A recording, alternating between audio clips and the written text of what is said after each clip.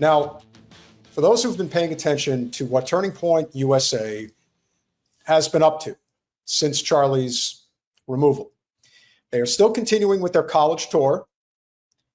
And lo and behold, the Vice President of the United States has been attending these events.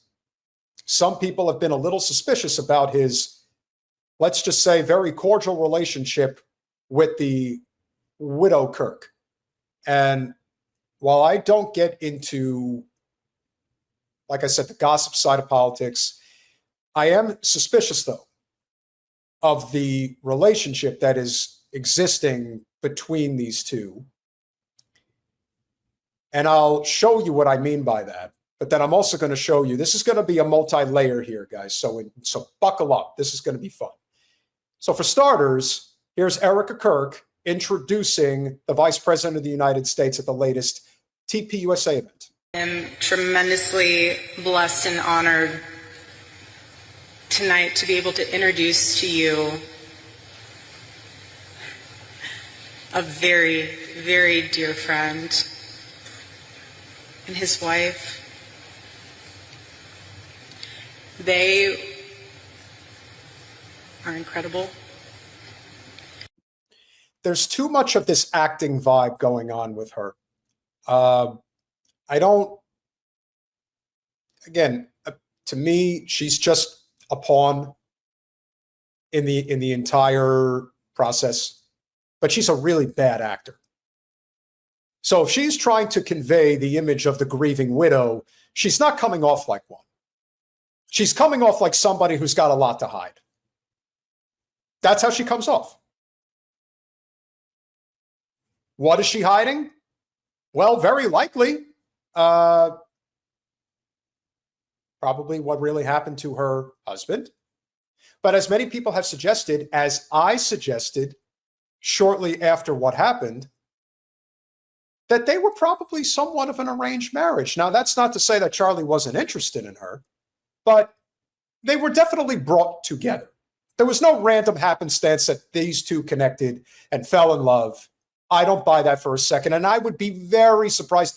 Even the most deeply religious people who love Turning Point USA and believe in the love story of Charlie and Erika Kirk would even believe for a second that it wasn't a setup of some sort to get the two of them together.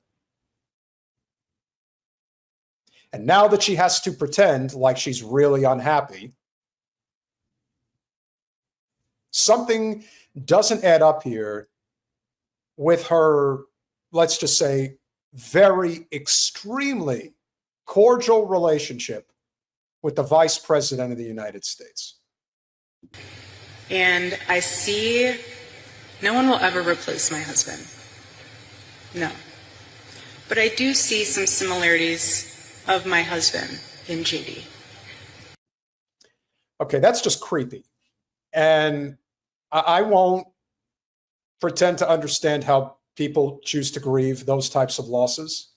However, to say that my recently deceased husband, the Vice President, really reminds me of him. Okay, like I said, there's a line there somewhere. But that's for you all to interpret yourself. And Vice President JD Vance, I do. And that's why I'm so blessed to be able to introduce him tonight. He's an amazing man. So please help me welcome to the stage Vice President JD Vance. Now, I'm not in the business of interpretation. Like I said, I look at the words, then there is obviously an image of her embracing him and the two of them touching each other in a way that suggested more than friends. He put his hands on her hips. She put her hands through his hair. Again, very suspicious behavior. Now, does this really mean anything?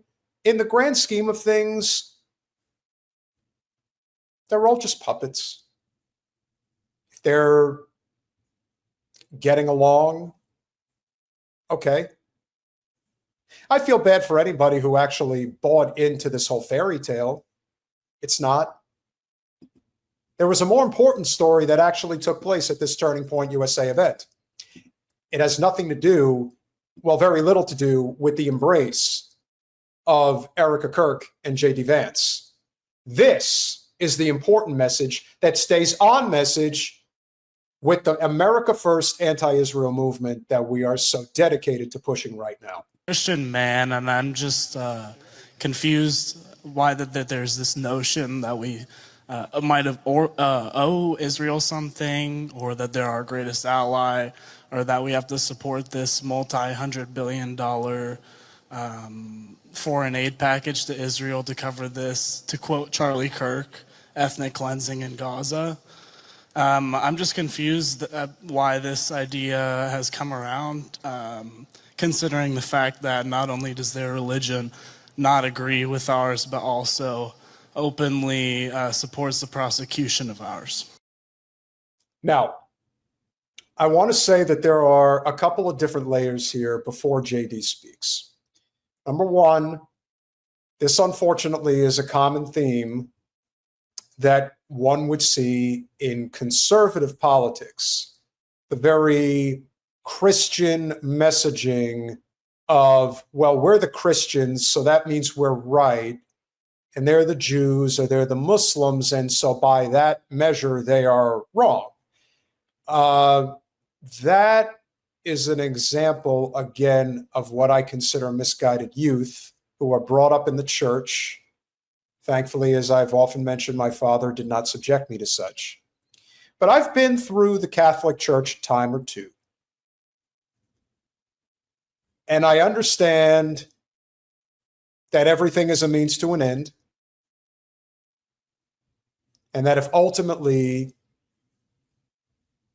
if the goal is to get away from the Zionazi state of Israel, that we have to break bread with people that we do not agree with, that on the one hand, do frame their viewpoints of the world in the context that Christianity is right and the rest is wrong. As he mentioned, their religion is not ours and therefore they're wrong.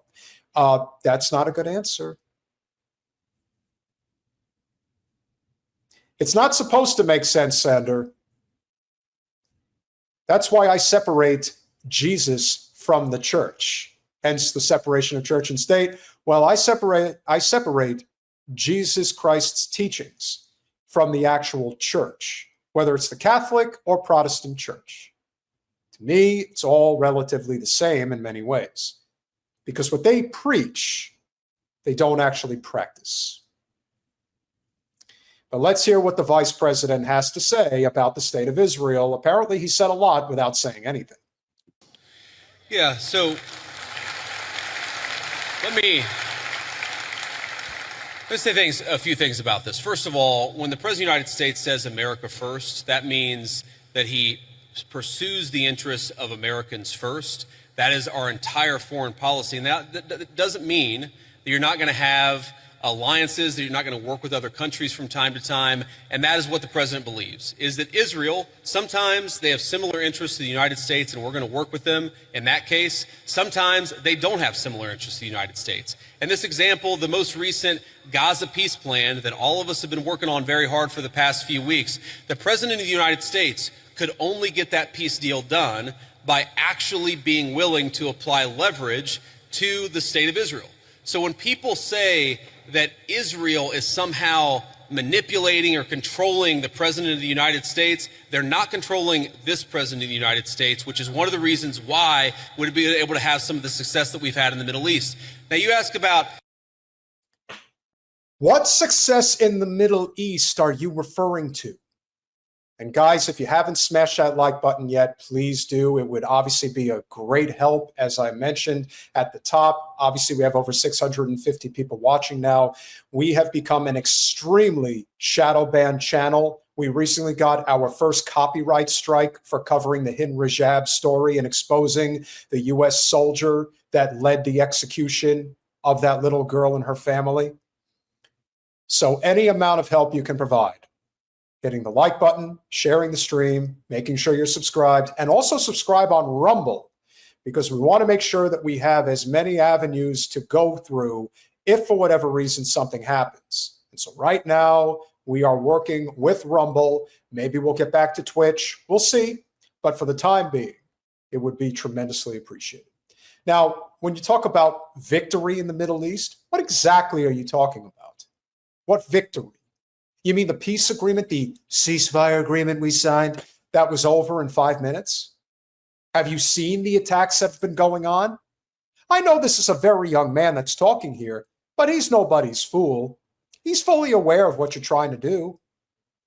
I don't know who you think you're fooling, VP Vance, even though you probably are, as of this moment, the front runner to be the next president of the United States.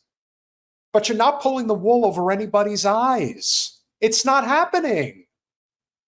You can continue to try to hook people in to your nonsense. But as arguably our greatest commander-in-chief said back in the 1860s, you can fool some of the people all the time. You can fool some of the people. You can fool some of the people all the time. You can fool all the people some of the time. You can't fool all of the people all of the time. And that's the stage we're in now. They're trying to fool everyone all at once. It's not working. And it shouldn't work. You know, sort of Jews disagreeing with Christians on certain religious ideas. Yeah, absolutely. It's one of the realities is that Jews do not believe that Jesus Christ is the Messiah. Obviously, Christians do believe that. There are some significant theological disagreements between Christians and Jews. My attitude is, let's have those conversations. Let's have those disagreements when we have them. But if there are shared areas of interest, we ought to be willing to do that too. For example, one thing I really care about is the preservation of the Church of the Holy Sepulchre in Jerusalem. Christians believe that that is the site where Jesus Christ was crucified, and also that his tomb is right there as well. Have you noticed what's been happening at the Church of the Sepulchre? Have you noticed what the Zion Nazis have been doing to Christian Palestinians there? The desecration of that site? It's pretty hideous. I don't know how anybody thinks that that behavior is acceptable. And he talks about it in the tune of essentially looking at it from the lens of, yeah, it's not good, but we have to accept their abhorrent behavior.